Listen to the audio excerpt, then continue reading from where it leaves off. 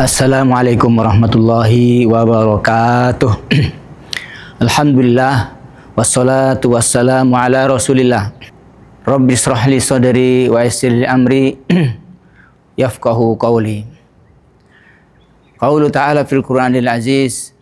A'udzu billahi minasyaitonir rajim. Bismillahirrahmanirrahim. Syahrul Ramadan alladzi unzila fihi al-Qur'an hudal linnas wa bayyinatin minal huda wal furqan. Shadaqallahul adzim. Saudara-saudari sekalian serta kaum muslimin dan muslimat yang dimuliakan oleh Allah Subhanahu wa taala, kita akan belajar tentang nuzulul Quran, tema nuzulul Quran. Nuzul artinya turun. Al-Quran adalah Al-Quran, berarti turunnya Al-Quran. Di dalam firman Allah Subhanahu wa taala surat Al-Baqarah 185 tadi, Allah Subhanahu wa taala berfirman, bulan Ramadan di mana diturunkan Al-Quran, pada saat itu hudal linnas, sebagai petunjuk bagi semua manusia dan penjelas bagi petunjuk tersebut yaitu Al-Quran, serta Al-Quran adalah sebagai furqan, pembeda. Kaum muslimin dan muslimat yang dimuliakan oleh Allah Subhanahu wa taala, kalimat yang punya kaitannya dengan tema nuzulul Quran adalah alladzi unzila fihil Quran, yang di bulan Ramadan Allah Subhanahu wa taala menurunkan Al-Quran. Al-Quran adalah merupakan kitab mulia, agung, sehingga diturunkan oleh Allah Subhanahu wa taala pada bulan yang mulia dan bulan yang agung. Di mana kalau terkait dengan kitab-kitab sebelumnya, Suhuf Ibrahim, Taurat, Injil dan yang lainnya turun pada bulan Ramadan. Maka begitu juga Al-Quran turun pada bulan Ramadan. Al-Quran yang mulia dan agung yang diturunkan oleh Allah Subhanahu wa taala kepada Rasulullah sallallahu alaihi wasallam yang membawa wahyu yaitu Al-Quran kepada Rasulullah sallallahu alaihi wasallam yaitu malaikat Jibril, mulia karena sebagai pembawa wahyu. Dan di mana tempat turunnya Al-Quran baik Mekah maupun Madinah, maka tanah menjadi tanah suci yang dimuliakan oleh Allah Subhanahu wa taala. Dan Al-Quran yang diturunkan kepada Rasulullah SAW itu juga kemudian memuliakan dan mengagungkan Rasulullah SAW. Kaum muslimin dan muslimat yang dimuliakan dan dirahmati oleh Allah Subhanahu wa taala. Begitulah Allah Subhanahu wa taala memuliakan Rasulullah SAW dengan Al-Quran, dengan turunnya Al-Quran. Kemudian setelah itu Allah Subhanahu wa taala memuliakan para sahabat melalui Al-Quran juga yang diajarkan oleh Rasulullah SAW kepada mereka.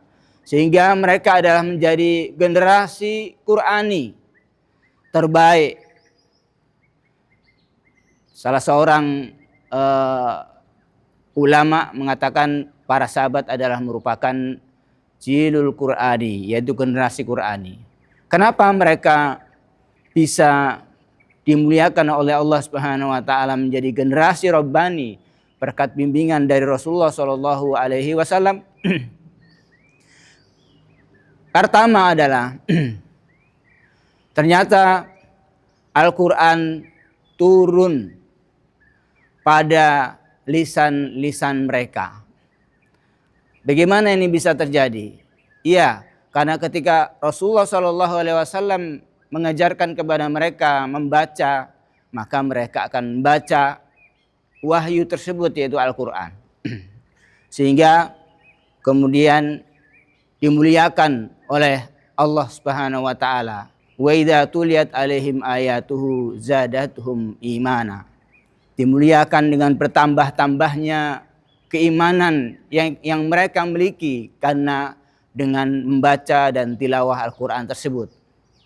Kemudian mereka para sahabat juga dimuliakan oleh Allah Subhanahu wa taala dengan melalui mendengar Al-Quran, yaitu dengan rahmat Allah Subhanahu wa taala.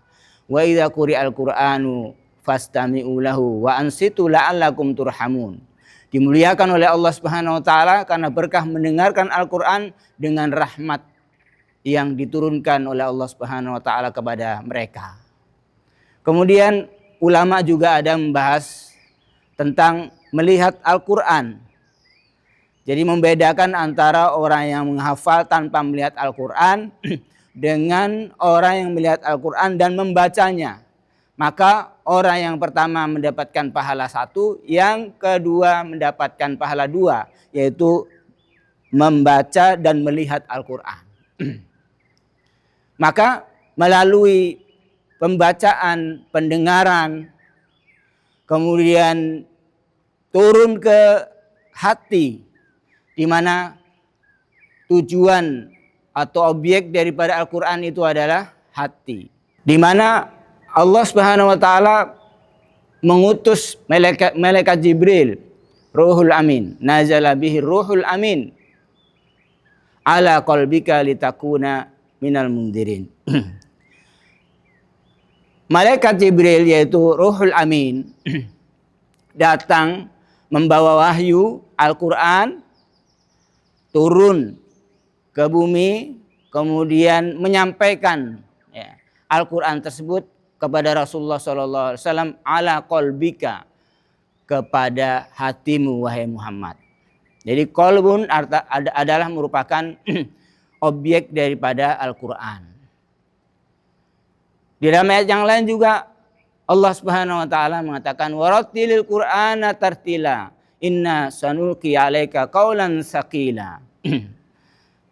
Kami membacakan ayat-ayat Allah Subhanahu wa taala dan agar supaya mempunyai kesiapan untuk memikul beban, yaitu di sana dengan membaca Al-Quran, maka beban yang dipikul oleh Rasulullah SAW menjadi ringan meskipun berat, tapi dirasakan oleh Rasulullah SAW menjadi ringan. Jadi melalui pendengaran, melalui pembacaan tilawah, itu kemudian melalui penglihatan dengan melihat Al-Quran, itu adalah merupakan ibadah yang bisa memantapkan keimanan seseorang di dalam hati mereka. Maka kemudian kalau dia turun ke akal pikiran kita, maka akal pikiran kita dipenuhi dengan pengetahuan yang berlandaskan kepada keimanan atau mengantarkan seseorang itu kepada keimanan. Manakala itu dibingkai dengan baik, sehingga Al-Quran tersebut ketika dibaca, ketika didengarkan, ketika dilihat, kemudian memantapkan keimanan seseorang dan menjadi pengetahuan yang baik di dalam diri seseorang, sehingga hati dan pikirannya adalah merupakan hati dan pemikiran yang saling menguatkan identitas dan keislaman dan keimanan seseorang.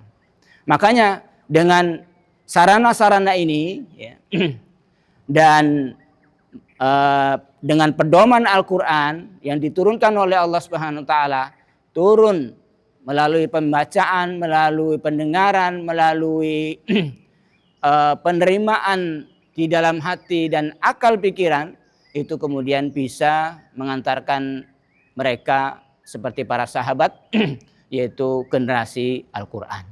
Jadi Al-Quran mesti harus turun dia di dalam pembacaan kita, dalam pendengaran kita, di dalam hati kita dan alam pikiran kita.